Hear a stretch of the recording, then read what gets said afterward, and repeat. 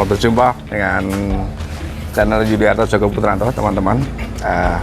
Pagi ini saya bersama Pak Kepala Balai Pengelolaan Das dan Hutan Lindung Mamberamu, Pak Dr. Mahendra. Selamat pagi, Mas ya. Pagi, Pak. Ini sebelah kiri saya Pak Ronald, Kepala Seksi Program BPDAS Mamberamu. Kita hari ini akan menyusuri Danau Sentani, danau yang salah satu danau prioritas ya, nasional ya. Nasional. Dan danau ini punya sejarah ya. Tahun 2019 kemarin, tanggal 16 Maret, danau ini menjadi saksi ya, bencana yang dahsyat ya, Pak ya, di Sentani. Kita nanti akan menyusuri Danau Sentani ini dan kita akan berbincang-bincang di dalam perjalanan nanti dengan Pak Mahendra dan teman-teman. Oke, ayo.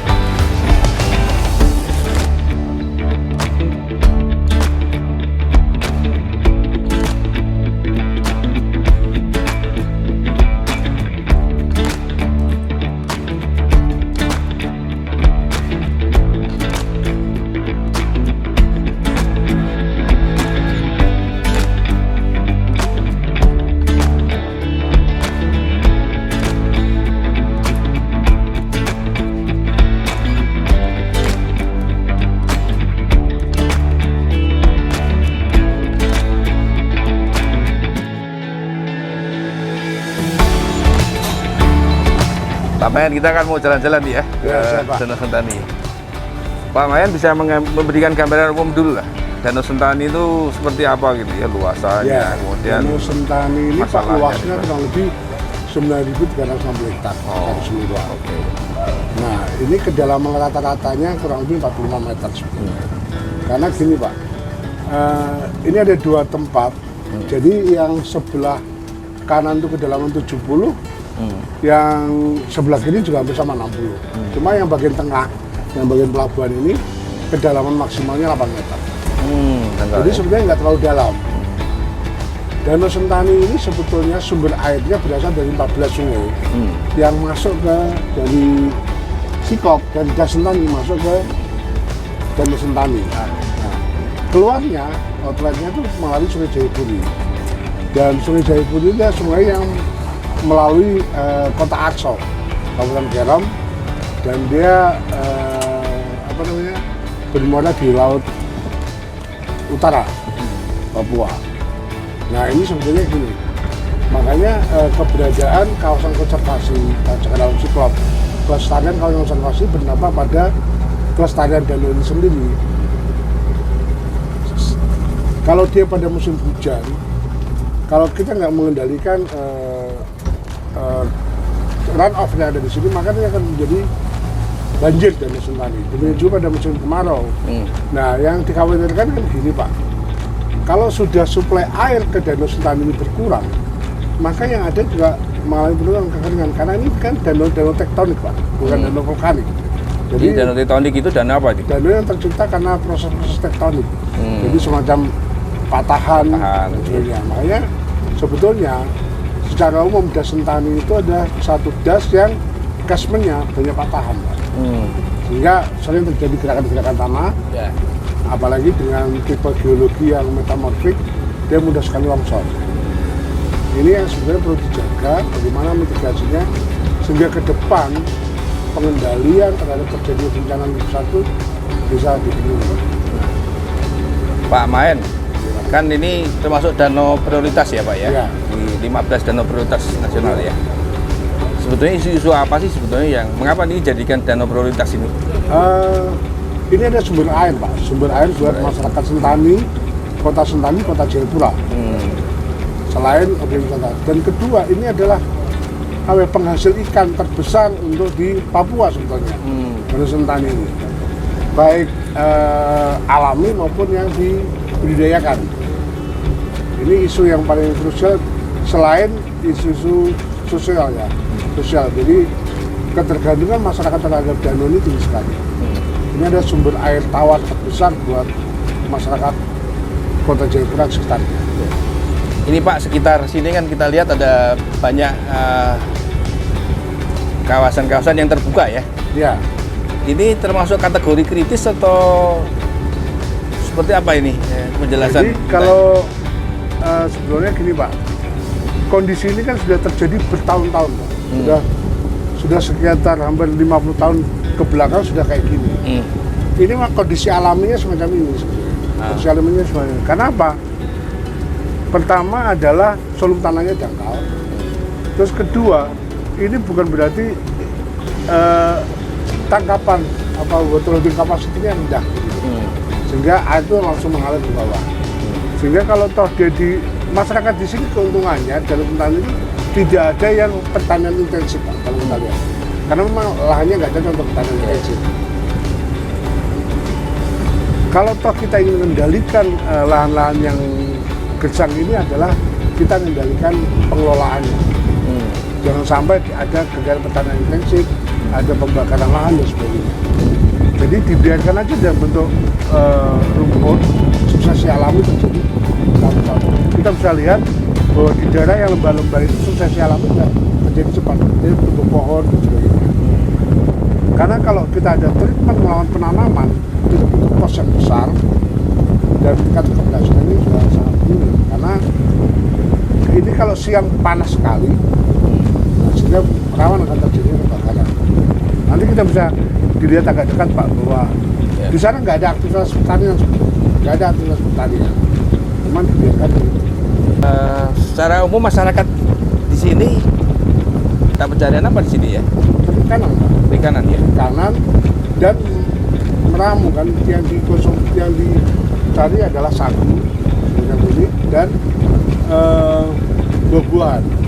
Jadi masyarakat Papua itu relatif mengandalkannya dari perikanan air tawar, terus menokok sagu dan mengelola buah-buahan yang ada kayak matoa, terus langsat dan sebagainya. Ini yang pokoknya di sini. Pak Mayan, ini kan di Danau Sentani ini posisinya strategis ya? Ya. Tidak jauh dari Bandara Sentani ya? Berada di kira-kira nggak jauh juga dari kota Jayapura ya? Nggak jauh Pak.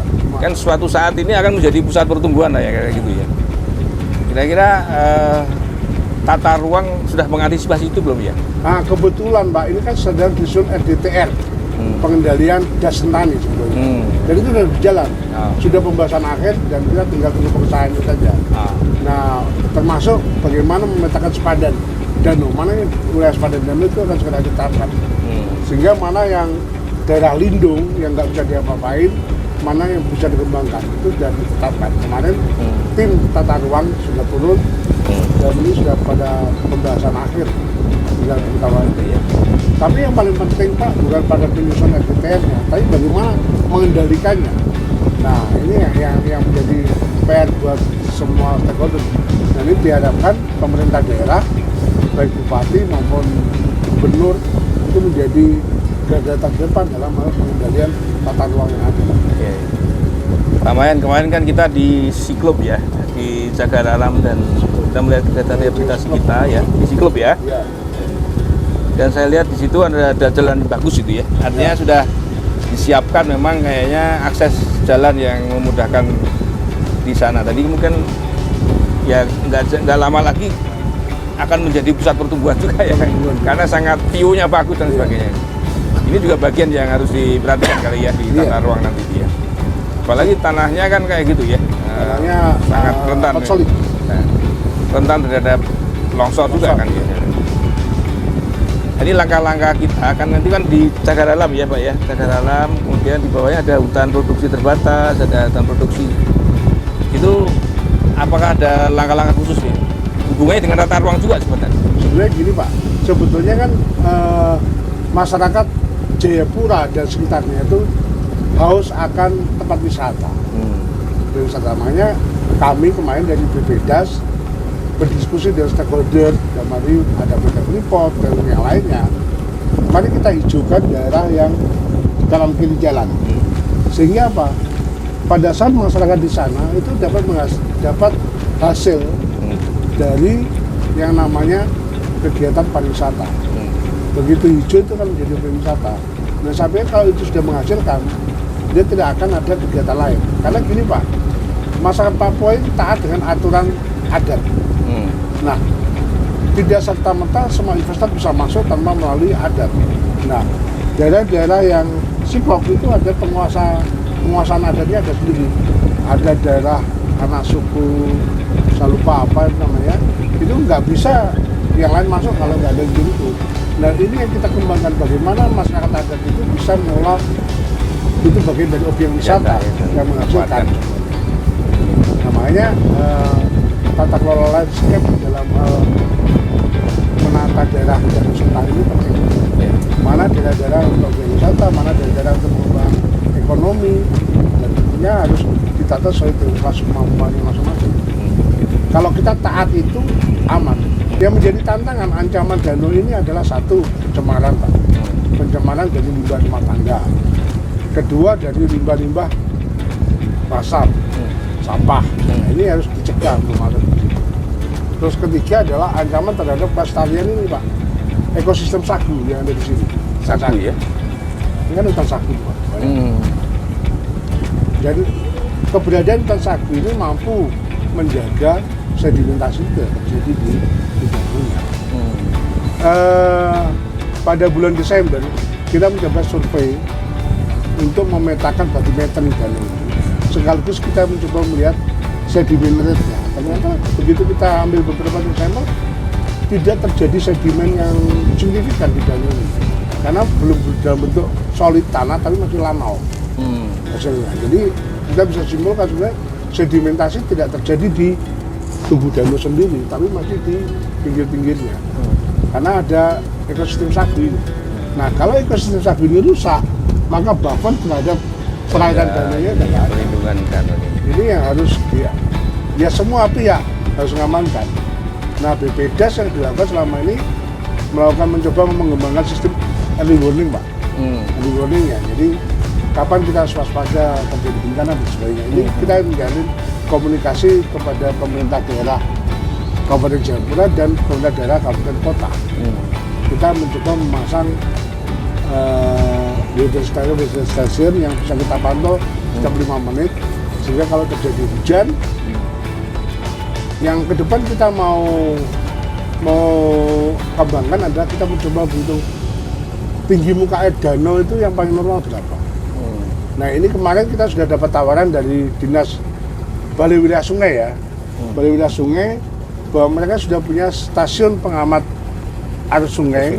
Pas itu di Sungai di Jayapuri ada, terus di Doyo ada. Itu datanya bisa kita ambil. Nah, sekarang tinggal kita pasang pemantau tinggi muka air di danaunya. Kan kita sudah bisa merumuskan nih kapasitas tampungnya berapa.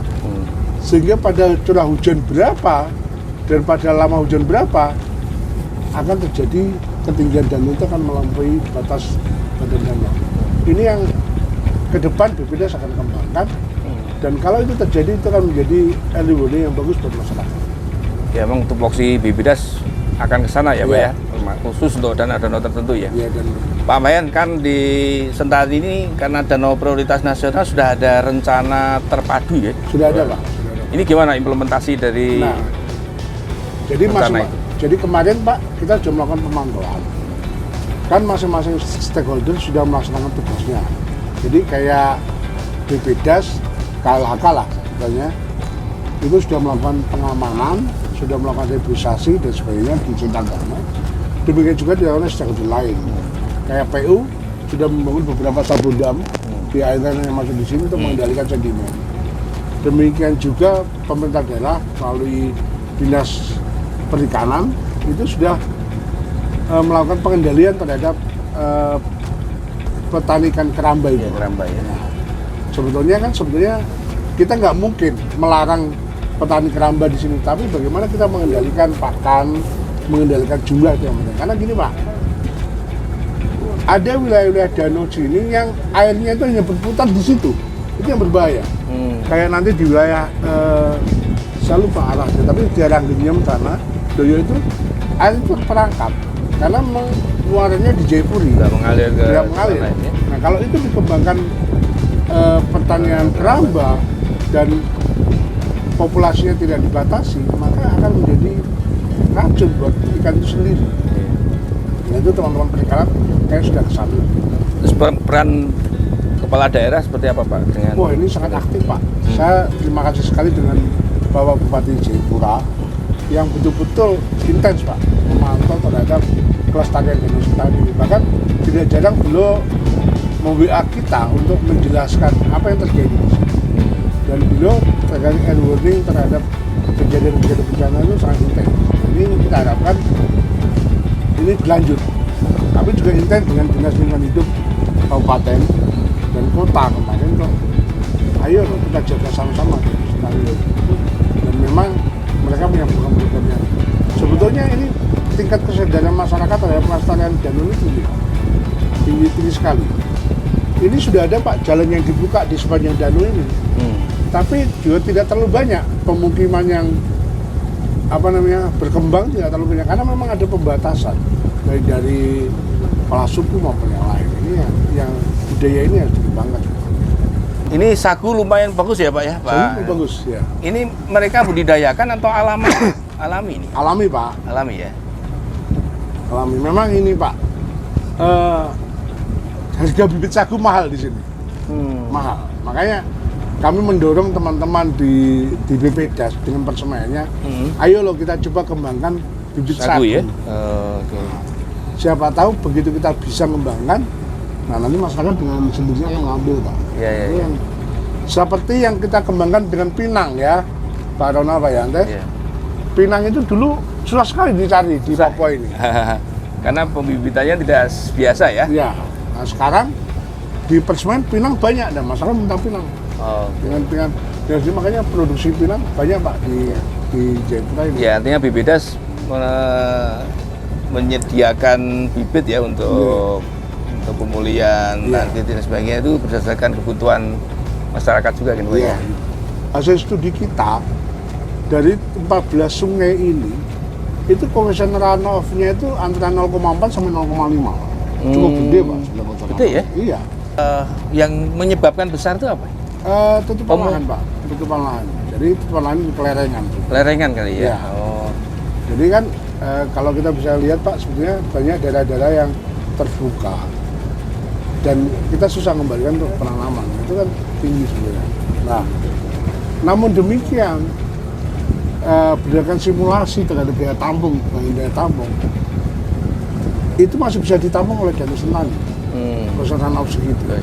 Nah, cuma begitu kita simulasi dengan hujan ulang 30 tahun dengan hujan maksimal kurang lebih 341 mm, maka danau sentani sudah nggak mampu lagi untuk menampung. Jadi memang ada batasan kemampuan dan cara menampung. Ini yang harus seperti pas bencana itu ya, dengan curah hujan berapa? Di atas 200 ya Pak? 251. Ya, itu kan memang kenaikan permukaan danaunya luar biasa itu ya? Nah itu kan juga karena lama hujannya lama Pak, hampir 5 hari hujan terus menerus. Nah sebetulnya ini yang harus kita mencoba mensosialisasikan kemampuan daya tampung dan menampung. Nah ini yang kita bisa hitung berapa sih sebetulnya? Itu yang akan dihitung oleh BPDAS nanti dengan? Iya BPDAS dengan data dari PU dengan bagian yang lengkap kita sudah bisa menghitung Pak, berapa sih daya tampung danau sentani ini dan pada curah hujan berapa sebetulnya ini akan meluap. Nah, kan itu bisa dihitung Pak dengan data PU, batimetri PU dengan luasan yang ada kita bisa menghitung, membuat kurva daya tampung. Daya tampung ya. Ini teman-teman ini sangat menarik ya diskusi dengan Pak Mahen. Saya kira beliau ini memahami banget ya dengan kondisi danau sentani ini, karena memang danau ini danau prioritas nasional dan sudah ada rencana terpadu ya Pak, di mana BPDAS juga salah satu stakeholder yang berperan penting gitu ya di dalam pengamanan ini. Dan danau sentani juga catchment-nya ada siklop, di mana itu kewenangannya ada di kementerian ya. Jadi memang wajar kita harus memberikan sumbangan yang luar biasa pada danau sentani. Terima kasih Pak Mahen dan teman-teman semua. Nih nanti kita lanjutkan diskusi kita dengan diskusi yang lain ya. Jadi Pak,